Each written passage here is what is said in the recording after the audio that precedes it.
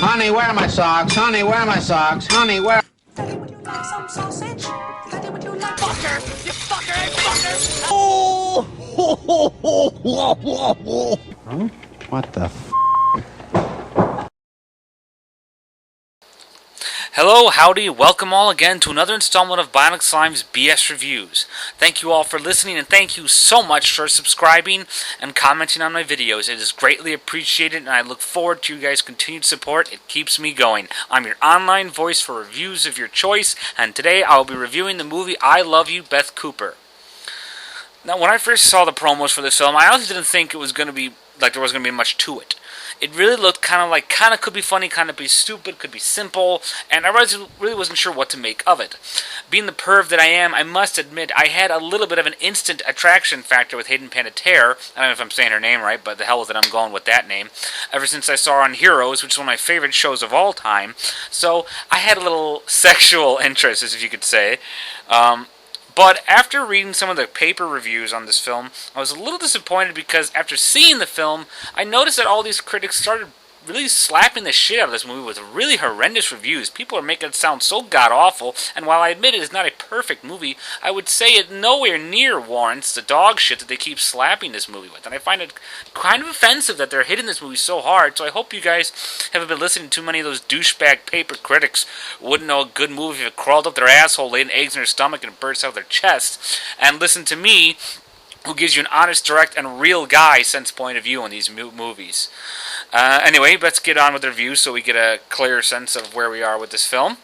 I Love You Beth Cooper is directed by Chris Columbus, and it was written by Larry Doyle, who also wrote the novel that this movie screenplay is based on. It stars Hayden Panettiere as Beth Cooper, Paul Rust as Dennis Cooverman, Jack Carpenter as Rich Munch, Lauren London as Cami Alcott, Lauren Storm as Treese Kilmer, and Sean Roberts as Kevin. The plot. On the day of his high school's graduation, Dennis Cooverman feels that this is the only chance he can pronounce his unfathomable love for the girl of his dreams, Beth Cooper. So, at his graduation speech, he announces that he loves Beth Cooper and lets loose a couple other embarrassing little secrets about some other people, including his best friend, Rich Munch.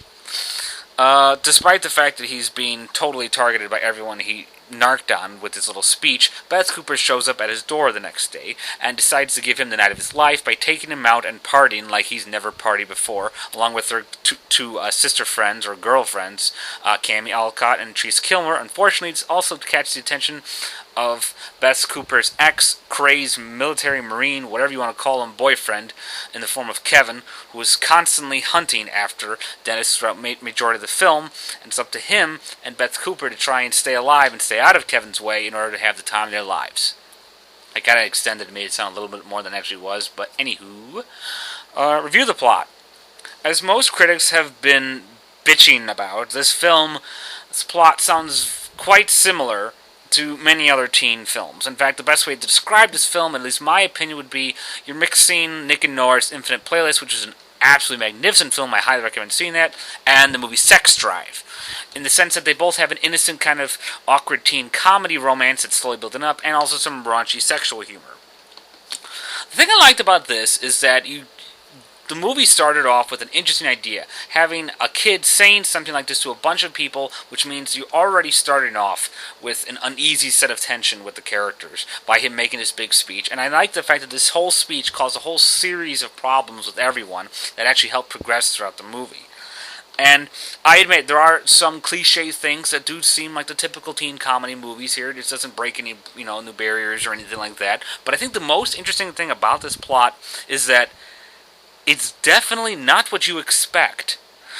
People are complaining this movie is too typical, like a typical teen movie or fairy tale. The geeky girl gets the geeky guy, the geeky guy gets the gorgeous babe, and la la la, happily ever after. That is not the frickin' case. This movie keeps you guessing constantly, as there's various moments where the relationship seems like it's going somewhere, then it's not, then it is, then there's this problem, and that's something I really liked about this movie, because by doing that, you made it impossible to really tell what this movie was trying to do.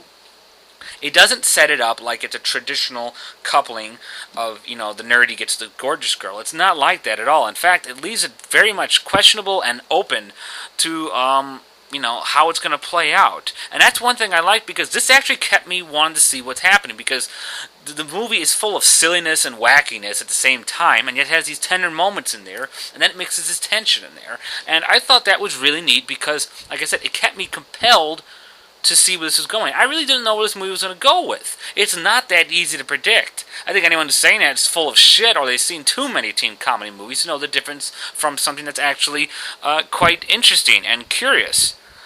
Review the characters. I gotta say one thing. Paul Rust has perfectly nailed down the ideal image of the nerdlinger.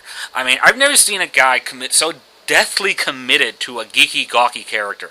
I mean, hell, he lets Michael Cera look pretty freaking normal by the insanely large amounts of awkwardness he creates this whole movie.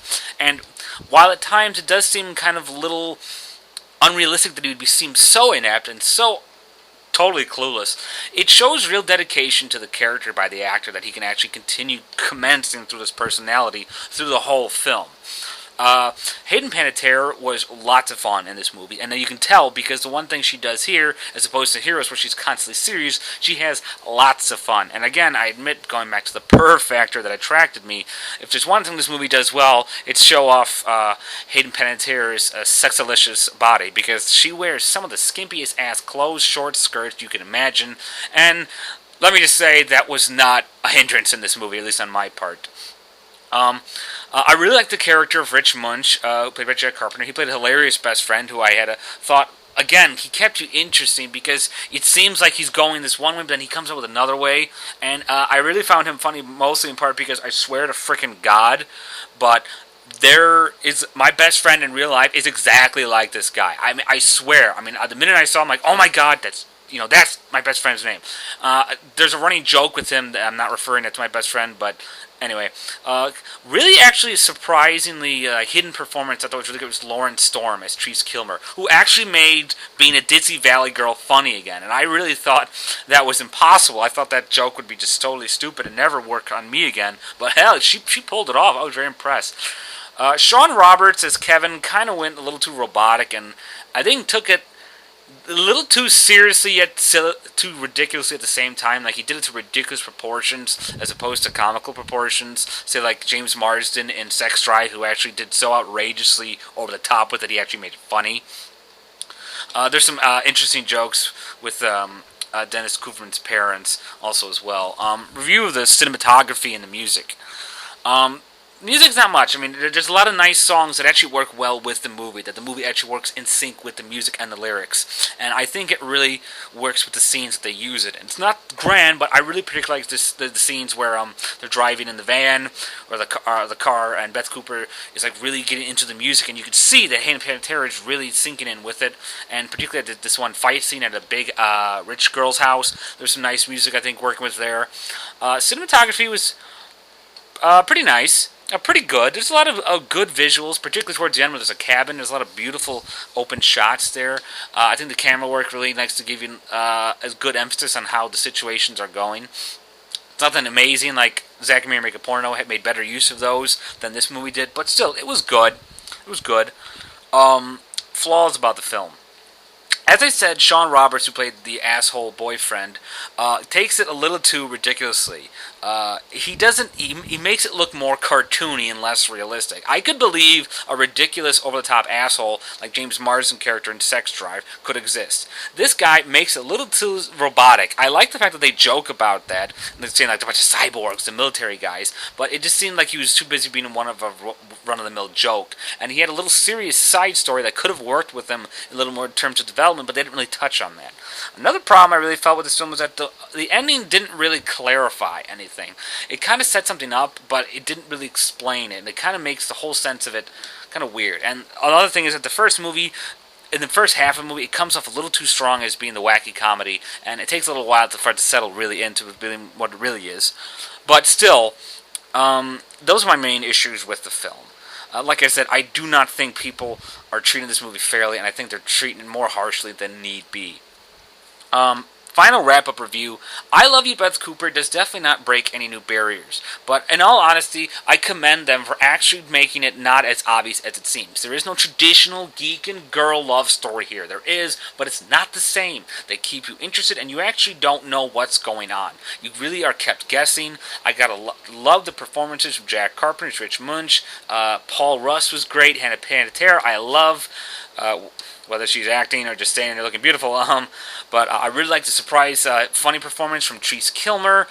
And while the wackiness did get kind of weird sometimes, and the ending didn't really clarify much, overall, this is a pretty damn good movie, and I do not think it is worth the bad hype people are building up around it. Bottom line, I give I Love You Beth Cooper 2.5 stars out of 5.